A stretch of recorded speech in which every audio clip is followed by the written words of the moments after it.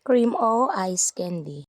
Sobrang init nga ng panahon ngayon kaya naisipan kong gumawa ng ice candy.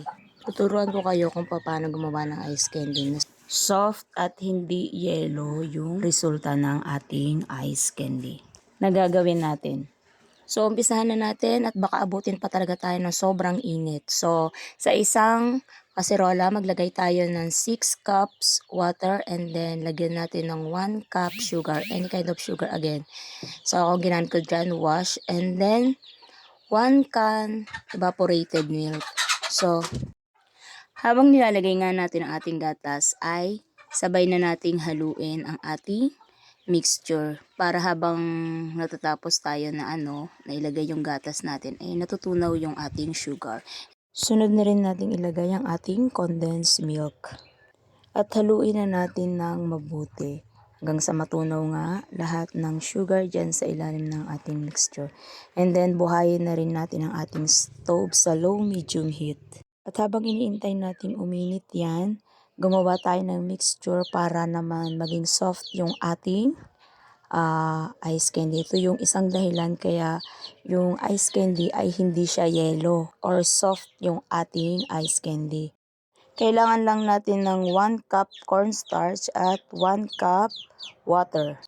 Dito hindi natin kailangang intayin na kumulo ang ating mixture. Kapag uminit na yan or mainit na yan, ibuhos na natin yung ating mixture na ginawa na cornstarch at saka water. Dahan-dahan lang natin ibuhos ito. Ayan. Haluin lang natin ito ng 5 minuto. Kapag ganyan na itsura ng ating mixture, ayan, glassy na siya, okay na yan.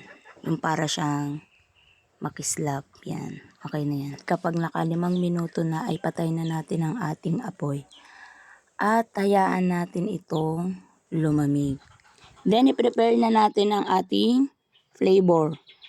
Kailangan natin dito ng 5 cream o. So, yan yung 5 cream o na gagamitin natin para sa ating flavor. Kailangan lang natin itong durugin. So, ayan ang ginamit ko dyan ay rolling pin. Pero kung wala naman kahit yung basta matigas na pwede nyong idurog sa cookies. At kapag nadurog na natin lahat ng cookies, ay ilagay na natin ito sa isang bowl. At kapag malamig na ang ating mixture, ay saka natin ilagay ang ating dinurog na cookies or cream o. Ayan. And then, haluin lang natin. Haluin lang natin yan ng ganyan. And then, kakailanganin natin dito ng 1/4 cup.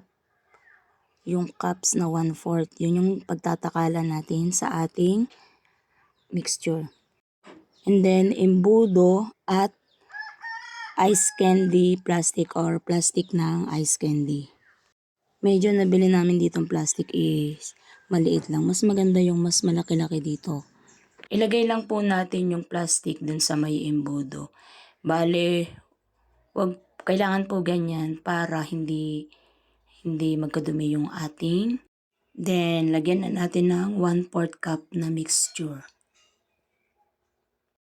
And, ganyan. So, paikutin lang natin para may buhol natin. And then, makikita nyo ganyan kalinis. O, di ba may bubbles pa. Pero, dapat wala yung bubbles pag gumawa kayo. So, yan, di ba malinis. And then, ganun lang po paulit-ulit yung gagawin natin. And then, yung dulo ng plastic natin, ayan, puputulin natin ganyan. And then, ilalagay na natin siya sa refrigerator natin ng overnight. And then, yan. Ayan na yung resulta, di ba? Ang soft ng loob niya, hindi siya yellow. Hindi siya buo-buo. Yung yellow sa loob. Ayan. At syempre, nung matigas na ngayon ay kinain na ng mga pamangkit ko anak ko.